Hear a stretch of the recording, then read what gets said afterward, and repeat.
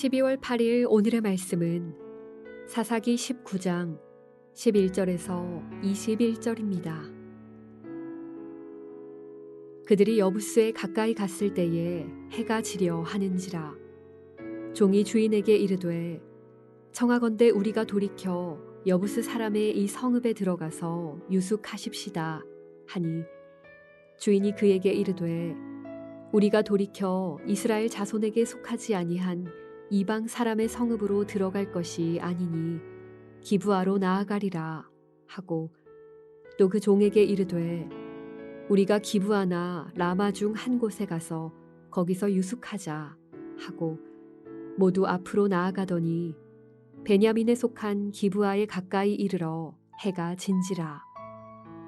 기브아에 가서 유숙하려고 그리로 돌아 들어가서 성읍 넓은 거리에 앉아 있으나 그를 집으로 영접하여 유숙하게 하는 자가 없었더라. 저녁 때에 한 노인이 밭에서 일하다가 돌아오니 그 사람은 본래 에브라임 산지 사람으로서 기브아에 거류하는 자요 그곳 사람들은 베냐민 자손이더라. 노인이 눈을 들어 성읍 넓은 거리에 나그네가 있는 것을 본지라. 노인이 묻되 그대는 어디로 가며 어디서 왔느냐 하니 그가 그에게 이르되 우리는 유다 베들레헴에서 에브라임 산지 구석으로 가나이다. 나는 그곳 사람으로서 유다 베들레헴에 갔다가 이제 여호와의 집으로 가는 중인데 나를 자기 집으로 영접하는 사람이 없나이다. 우리에게는 나귀들에게 먹일 집과 여물이 있고 나와 당신의 여종과 당신의 종인 우리들과 함께한 청년에게 먹을 양식과 포도주가 있어 무엇이든지 부족함이 없나이다 하는지라. 그 노인이 이르되 그대는 안심하라. 그대의 쓸 것은 모두 내가 담당할 것이니 거리에서는 유숙하지 말라 하고 그를 데리고 자기 집에 들어가서 나귀에게 먹이니 그들이 발을 씻고 먹고 마시니라. 주의 말씀 앞에 나오신 여러분들을 환영하고 축복합니다. 오늘 함께 읽은 이야기는 19장 1절부터 시작된 에브라임 산지에 거류하는 어떤 레위인에 대한 이야기입니다. 이 레위인에게는 첩이 한 명 있었는데 이 첩이 레위인을 떠나 행음한 후에 자기 본가로 돌아가서 아버지와 함께 머물고 있었습니다. 이 소식을 어떻게 전해 들었는지는 모르겠으나 소식을 알게 된 레위인은 자신의 첩을 데리러 유다 베들레헴으로 향합니다. 그리고 거기서 장인의 권유로 4일을 보내고 다섯째 날 저녁에 더 있기를 원치 않아 첩과 함께 그곳을 떠나 에브라임 산지로 향합니다. 저녁이 될 무렵에 떠났기에 여부스에 가까이 갔을 때 해가 지려하자 종이 자신의 주인인 레위인에게 여부스에 머물자고 청합니다. 하지만 레위인은 이방 사람의 성읍에 들어가기를 원치 않아 조금 더 가자 하고 베냐민에 속한 기브아에 들어갑니다. 그런데 기브아에서 레위인은 냉대를 받습니다. 하나님께서 시내산에서 이스라엘 자손에게 주신 율법에 따르면 나그네를 사랑으로 대하는 것이 마땅한데 많은 사람들이 볼 수 있는 넓은 거리에 앉아 있었음에도 불구하고 자신의 집으로 영접하는 이가 단 한 사람도 없었던 것입니다. 그러나 다행스럽게도 저녁 때 밭에서 일하다가 돌아오던 한 노인이 이들을 영접하여 자신의 집에서 유숙하도록 합니다. 이것이 오늘 함께 읽은 본문의 이야기입니다. 이 이야기를 그냥 대충 읽으면 참 사람들이 정이 없다 이렇게 생각할 수 있을 것입니다.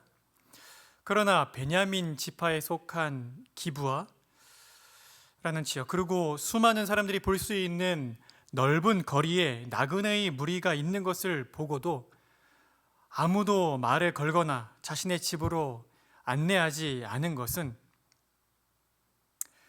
이 지역 사람들의 마음이 얼마나 집착했는지 적나라하게 보여주는 것입니다.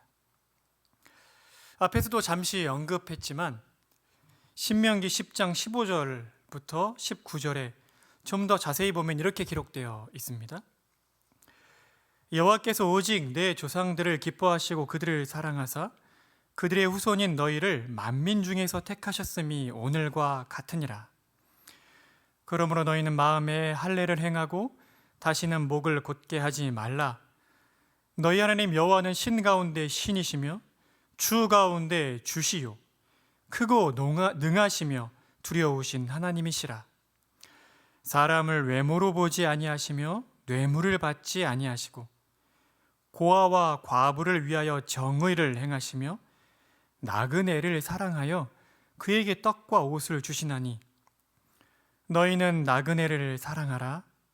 전에 너희도 애굽 땅에서 나그네 되었음이니라.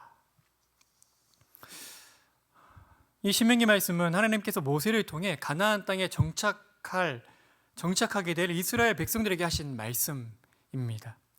제가 좀 더 쉽게 표현을 할 테니 한번 잘 들어보십시오. 하나님은 주시요 크고 능하시며 두려우신 하나님이시면서도 동시에 고아와 과부를 돌보시며 나그네를 사랑하시는 자비로우신 분이시다. 이스라엘 너희도 애굽에서 나그네였는데 하나님께서 너희를 사랑하셔서 택하시고 건져 주셨지 않느냐. 그러니 너희는 마음에 할례를 행하고 목을 곧게 하지 말고 나그네를 사랑하는 것이 마땅할 것이다. 따라서 이스라엘 자손들은 나그네를 사랑하고 대접하는 것이 자신들이 나그네였다는 사실과 자신들을 하나님께서 사랑해 주셔서 건져 주셨다는 사실을 잊지 않는 것과 아주 긴밀하게 연결되어 있는 일이었습니다. 그런데 기브아의 베냐민 사람들은 나그네인 레위인과 그에 속한 사람들을 어떻게 대했습니까? 냉대하였습니다. 사랑은커녕 거들떠 보지도 않았던 것입니다. 이것이 지금 무엇을 가리키는 것입니까?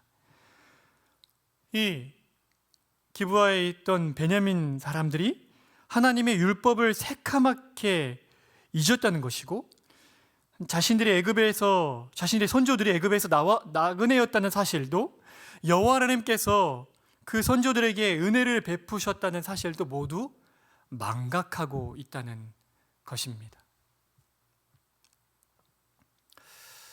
주 안에 사랑하는 성도 여러분, 이러한 정신은 우리 구약 교회의 성도들, 그러니까 이스라엘 자손들에게만 해당되는 것입니까? 결단코 그렇지 않습니다. 신약 교회의 성도들인 우리는 주께서 가르쳐 주신 기도를 자주 올리고 있지 않습니까? 이 주기도문의 5번째 간구가 무엇입니까? 우리가 우리에게 죄 지은 자를 사하여 준 것 같이 우리의 죄를 사하여 주시옵고 입니다.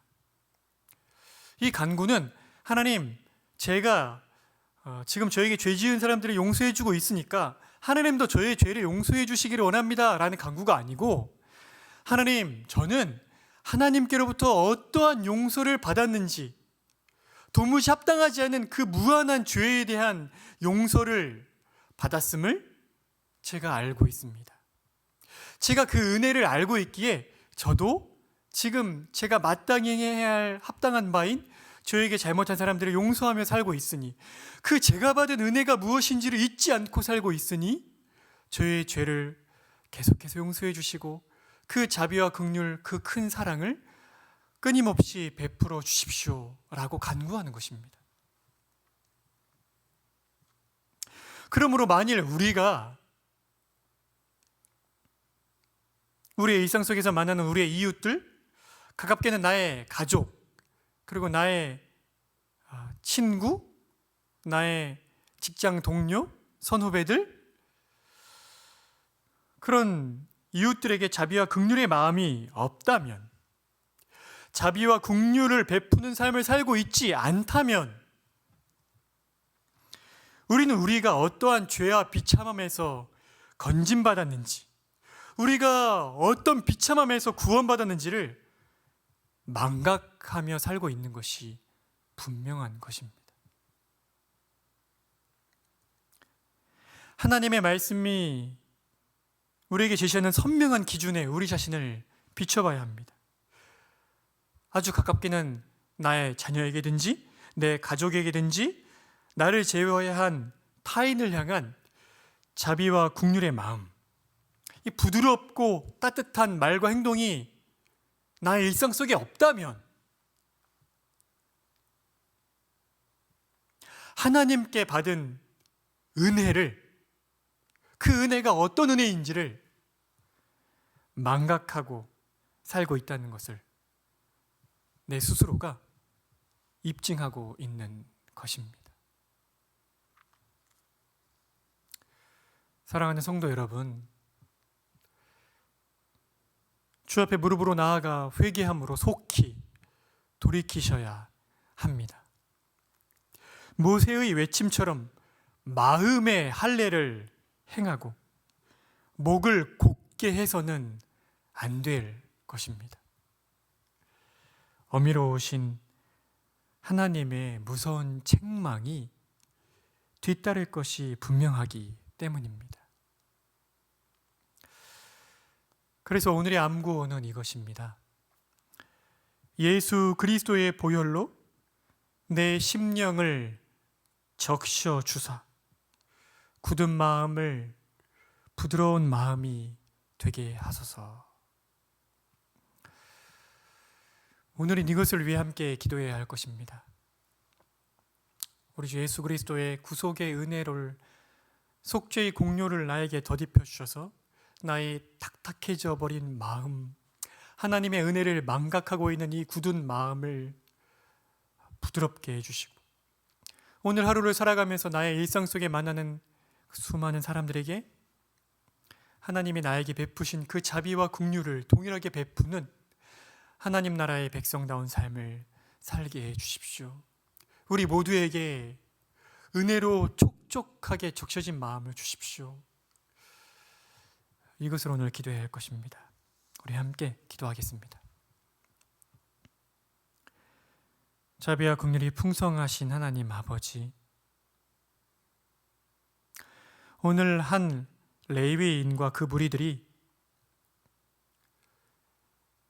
베냐민 지파에 속한 기브아에서 겪었던 일들을 보며 하나님의 백성들이 하나님이 베푸신 은혜를 망각할 때 그들의 삶 속에 어떤 삶의 열매를 맺는지를 또렷이 보았습니다. 하나님이 이 말씀에 비추어 볼 때 어제 나의 삶이 어떠했는지, 최근에 나의 삶이 어땠는지를 되짚어 보게 됩니다. 나의 자녀에게, 나의 가족들에게, 나의 친구들에게, 나의 지인들에게, 나의 직장 동료들에게 나는 따뜻한 말을 건네는 사람이었는지, 나는 그들의 실수와 잘못을 자비와 긍휼의 마음으로 덮어주었는지,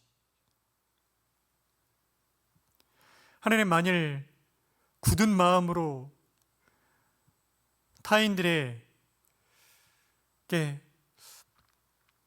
자비와 긍휼을 베푸는 삶을 살지 않았다면, 나의 말과 행실로 자비와 긍휼의 정신이 흘러나오지 않았다면, 내가 아무리 교회에서 열심히 봉사하는 사람이라 할지라도, 다른 사람들이 교회에서의 나의 모습을 보며 참 신앙이 좋다고 평할지라도, 현지적으로 나는 하나님의 은혜가 무엇인지를 철저하게 망각하며 살고 있는 목이 곧은 하나님의 백성일 뿐임을 고백합니다. 하나님, 이 시간 우리 주 예수 그리스도의 속죄의 공로를, 그 공로의 효과를 덧입혀 주셔서 굳어져 버린 나의 마음을 단단하게 굳어져 버리고 차갑게 얼어버린 나의 마음을 그리스도의 십자가의 피로 적셔주시고 녹여주시고 부드럽게 해주셔서 지독한 제 자신을 향한 사랑을 용서해 주셔서 하나님의 자비와 긍휼의 마음을 깨닫는 마음, 타인들에게 자비와 긍휼을 베푸는 마음을 회복시켜 주시기를 원합니다. 무엇보다도 우리의 자녀들에게도 동일한 은혜를 오늘 베풀어 주셔서 만나는 모든 사람들에게 하나님의 자녀다운 자비와 긍휼의 마음에서 나오는 따뜻한 말과 따뜻한 행동으로 대할 수 있도록 은혜를 베풀어 주십시오. 하나님, 코로나가 확산되는 가운데 또 교회가 주목을 받습니다. 교회에서만 확진자가 나오는 것이 아님에도 불구하고 교회가 비난을 받는 것은 그동안 우리 한국 교회가 얼마나 사회를 향해 이 자비와 긍휼의 마음을 베풀지 않았는지를 어쩌면 적나라하게 드러내는 것이 아닌지 다시 한번 우리를 진지하게 돌아봅니다.